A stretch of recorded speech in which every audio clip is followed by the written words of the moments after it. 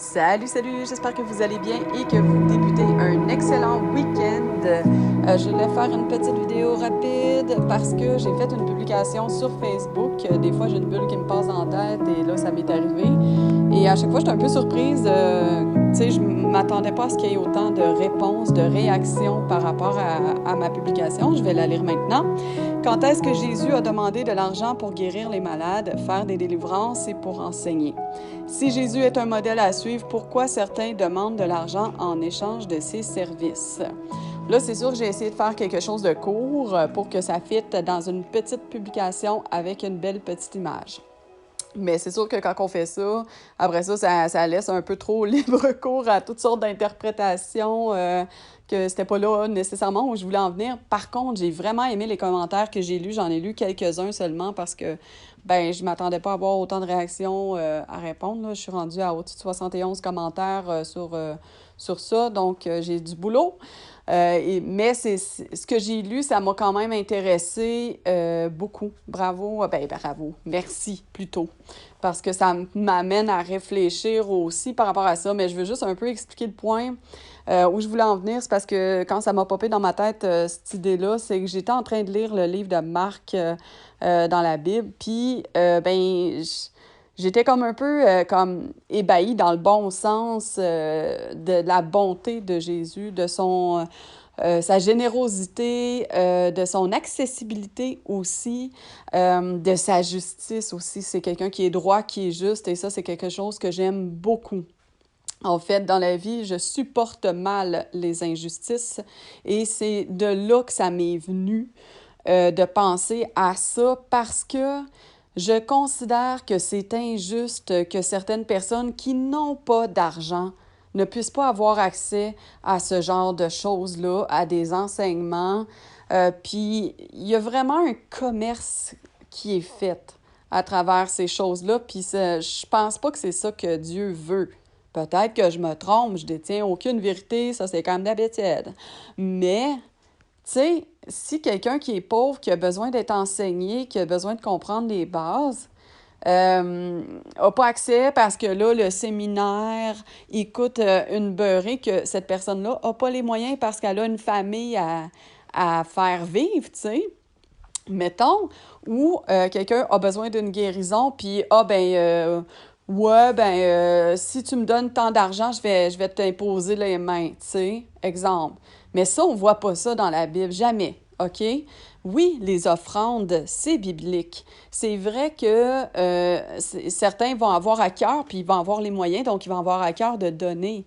Mais les choses ont été données gratuitement de prime abord tout le temps, c'est juste que les gens ont eu envie de contribuer, peut-être de donner des vêtements, de donner de la nourriture, de donner le gîte aussi, parce qu'ils se promenaient beaucoup, fait que c'est normal, à un moment donné, je sais pas si à l'époque des hôtels, ça existait, là, je sais pas, mais tu sais, ça coûterait cher, tu sais, de se loger. Puis même encore là, je pense qu'à un moment donné, ça disait qu'ils vivaient dans des tentes, qu'ils faisaient des tentes pour justement être sous la tutelle de personnes. Tu sais, il faudrait voir, là, faudrait vérifier cette information-là dans la Bible. Là. Je dis pas que c'est officiel, là, ce que je dis là.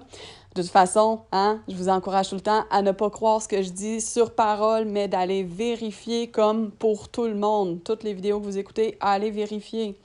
Fait que c'est ça, c'est plus dans ce point-là. Puis jamais il y a cette genre, je vais t'imposer, tu sais, de la part de Jésus, là. Jamais on va le voir dire, je t'impose les mains seulement si tu me donnes de l'argent. T'as jamais ça. T'as jamais ça. Fait que c'est là que j'ai un problème avec le commerce qui est fait. Puis il y a quelque chose, tu sais, il y a beaucoup de gens qui m'ont écrit puis qui ont communiqué avec moi certaines informations qui allaient en délivrance, mettons, puis que ça y allait à répétition. C'est quelque chose qui m'inquiète beaucoup. OK? J'ai pas trop de posé de questions parce que, je connais pas nécessairement les gens, là. Fait que, tu sais, j'ai pas osé poser de questions. Qu'est-ce que vous voulez? J'ai pas osé. C'est ça. Mais ce qui m'inquiète là-dedans, c'est comment ça se fait que quelqu'un qui se fait délivrer doit retourner à répétition dans des délivrances. Normalement, une délivrance se fait une fois. Fait que qu'est-ce qui se passe? Qu'est-ce qui se passe? je trouve qu'il y a quelque chose d'anormal là-dedans. Puis je me dis, ben, ça se peut-tu qu'il y ait un commerce là-dedans? Tu sais? Est-ce que la personne, c'est là où j'ai pas posé de question, là. Est-ce que la personne doit donner de l'argent, la personne qui va se faire délivrer doit donner de l'argent? Est-ce que la personne doit donner de l'argent pour aller dans des assemblées, tu sais, ou pour des guérisons, mettons? Est-ce que la personne doit retourner? Ah, t'es pas guéri à 100%, tu sais, c'est ça, il y a quelque chose qui m'inquiète là-dedans, là, je vous cacherai pas, fait que c'est pas normal.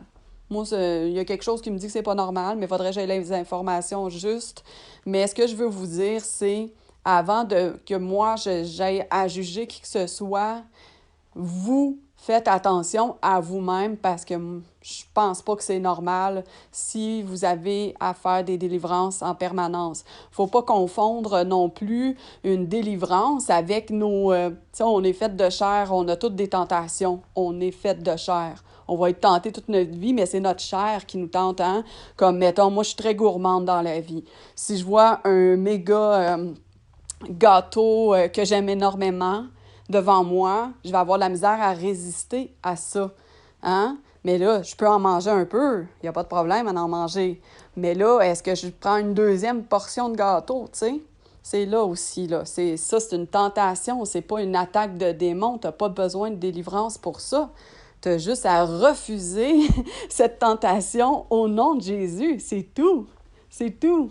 Faut dompter notre chair. Ça, c'est biblique aussi. Fait que, en tout cas, là, je dévie un peu du sujet de base, mais c'était juste une réflexion là-dessus. Jésus était juste, il était bon, il était généreux, il était accueillant. Pour vrai, je lisais le bout où il a serré les enfants dans ses bras, puis je me suis dit, oh my God, quel bel événement que ces enfants-là ont vécu. Gloire à Dieu pour ça. Et puis, c'est ça. Sur ces bonnes paroles, je vous laisse là-dessus. Je vous souhaite de passer un magnifique week-end, qu'il soit accompagné dans l'accompagnement de Dieu dans tout votre week-end, que ça se passe super bien, que vous ayez une belle protection sur vous et que Dieu vous garde tout le temps. Au nom de Jésus. Bisous. Bonne journée. Ciao.